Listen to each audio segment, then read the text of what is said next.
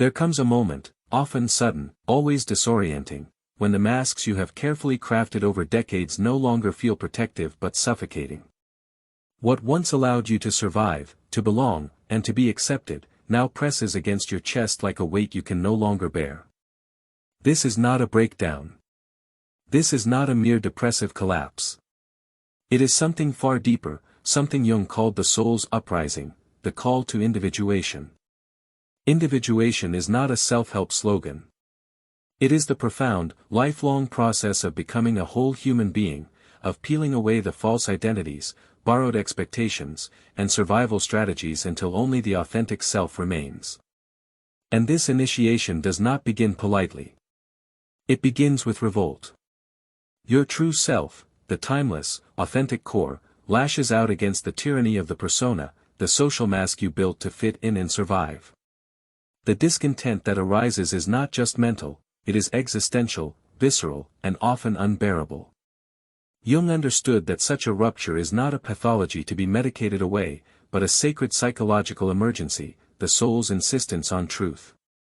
And from here, the process begins.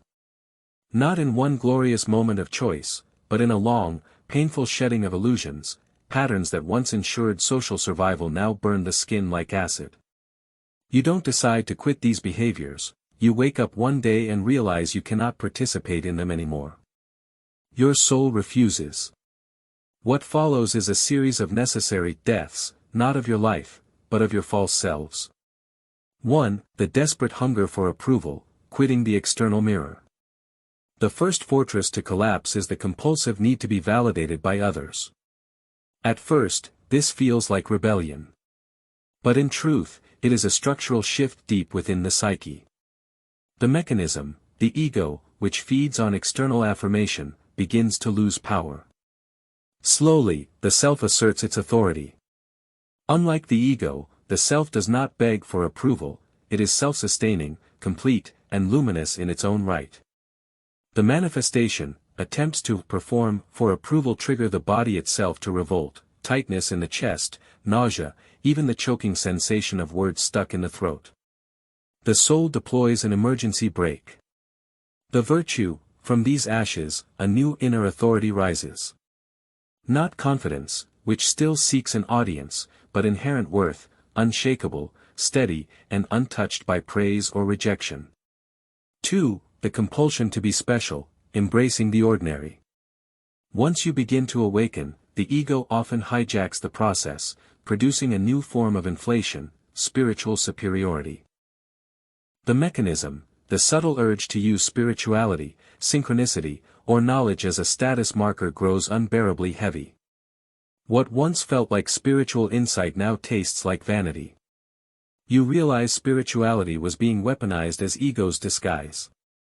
The manifestation, you lose interest in comparing hours meditated or dropping hints of your consciousness. The compulsion to impress others with wisdom simply evaporates.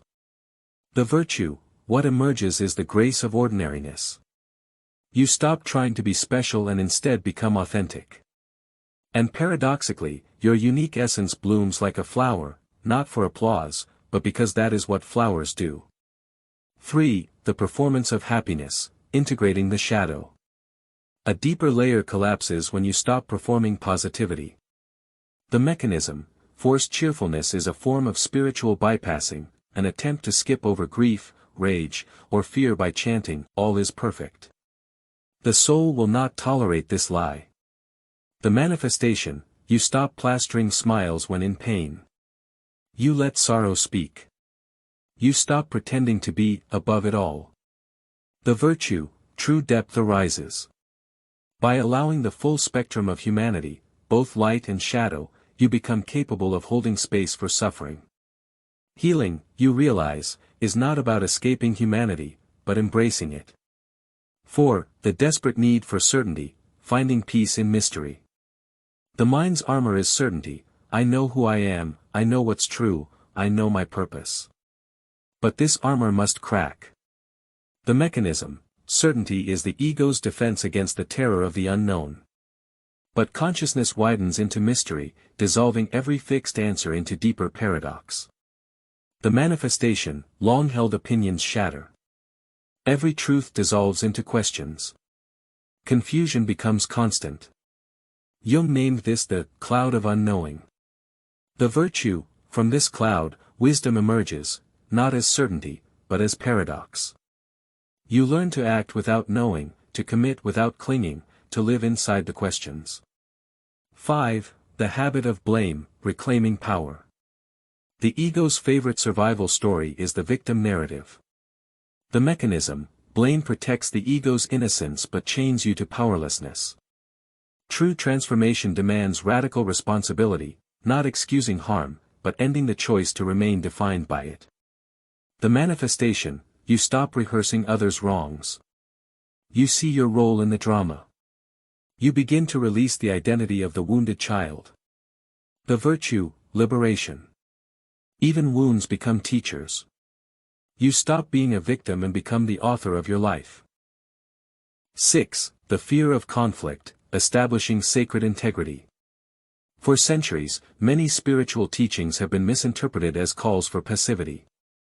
Turn the other cheek has been reduced to never resist.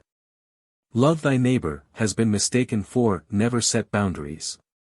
In this distortion, spirituality becomes synonymous with endless harmony, perpetual agreement, and smiling compliance.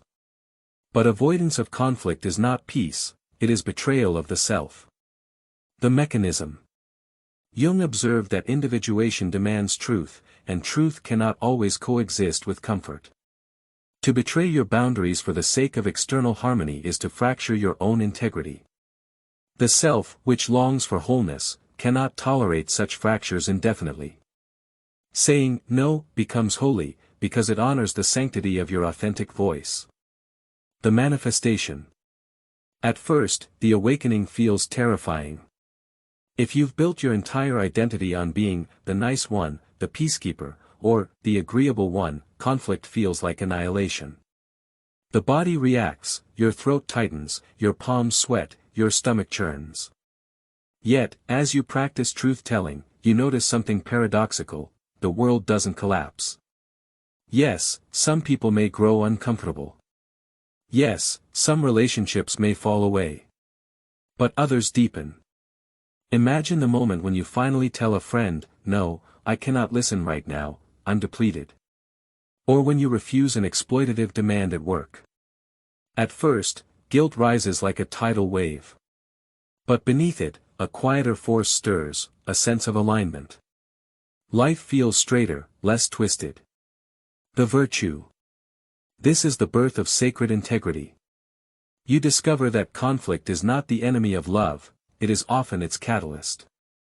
Authentic intimacy requires friction, because friction exposes the real. A marriage that avoids all arguments usually lacks honesty, a friendship that never tolerates a hard truth is fragile. To engage in healthy conflict is to honor both yourself and the other person. It is to trust that love is strong enough to withstand truth. Sacred integrity is the spine of the awakened self. Without it, all other virtues collapse into performance. With it, life itself begins to align with truth. 7. The illusion of control, from force to flow. The ego has one addiction greater than all others: control. Control of outcomes. Control of appearances. Control of the future. For the ego, unpredictability is death. The mechanism. The obsessive attempt to control reality breeds anxiety. The mind spins endless what ifs: what if I fail? What if they reject me? What if the plan unravels? The irony is cruel: the more control you grasp at, the more fragile you become. Spiritual awakening reveals the futility of this project. Life is too vast, too fluid, too alive to be micromanaged. The manifestation. When this realization dawns, your body is the first to notice. That constant hum of anxiety begins to quiet. The clenched jaw, the tight shoulders, the insomnia, slowly, they loosen. You still plan, you still work, but the obsessive grip dissolves. You begin to trust that even when things fall apart, something larger is at play. Think of a river. The ego stands in the middle, flailing, trying to redirect its current. Awakening is the moment you realize the futility, and instead, you learn to swim with it. The virtue. What emerges is not apathy, but acceptance. Not resignation, but participation with trust. You act with intention but no longer mistake yourself for the puppeteer of the cosmos. Life begins to feel less like a battle and more like a dance. You sense that existence is not something happening to you, but something unfolding through you. 8. Attachment to outcomes, intention without demand. If control is the ego's addiction, attachment to results is its strategy. The ego whispers, if I can just secure this job, this partner, this recognition, then I will be safe, whole, complete. The mechanism. True individuation is the art of acting with full intention while surrendering the result. Jung noted that the individuated person does the right thing, then releases it. The self does not stake its worth on the world's response. The manifestation. This doesn't mean indifference. You still dream, plan, and strive. But when a relationship ends, when a career collapses, when a project fails, you grieve without annihilation. Your sense of worth no longer collapses with the outcome, because it was never invested there to begin with. Imagine failing at something that once would have destroyed you. Instead of spiraling into shame, you stand, breathe, and recognize, my worth was never on trial here. That moment is freedom. The virtue. This surrender releases vast amounts of energy once wasted on worry, what-ifs, and desperate clinging. Instead, that energy fuels presence. Outcomes become teachers instead of tyrants. You discover resilience, the ability to bend with life without breaking. 9. The need to convert others, honoring sacred timing. One of the first traps of awakening is zeal. The newly awakened often feel compelled to wake up the world. But beneath the urgency lies the ego, disguised as savior. The mechanism. The impulse to convert others is projection, the desire to validate your own experience by having others confirm it. If they agree, you feel safe. If they resist, you doubt yourself. But true awakening recognizes that every soul is on its own sacred timetable. The manifestation. The need to preach dissolves. You stop sprinkling conversations with lessons. You release the subtle superiority of seeing others as asleep. Instead, you encounter people as fellow humans, each carrying mysteries you cannot judge. Think of meeting an old friend. Before, you might have lectured them about ego or vibration. Now, you simply listen, laugh, and love them as they are. You stop demanding they accelerate their journey to match yours. The most powerful form of teaching becomes silent embodiment. By living your truth, you radiate it without forcing it. Others awaken not through your words, but through your presence. This is the deepest respect for the mystery of the soul, to trust that awakening will arrive when it is meant to, not when you demand it. 10. The isolation of awakening, cultivating conscious community. There is a stage of awakening where loneliness feels inevitable. You look around and feel estranged from old circles. They don't get me anymore, you whisper. And sometimes, this is true. But prolonged isolation is not wisdom, it is pride in disguise.